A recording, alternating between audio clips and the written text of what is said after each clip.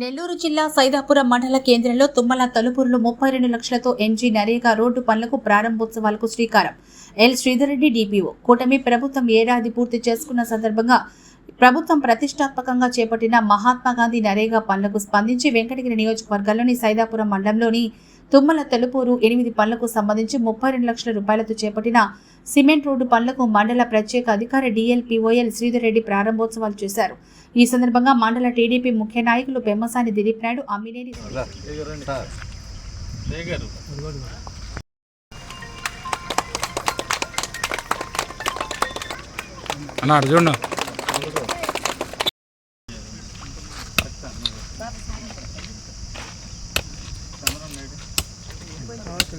good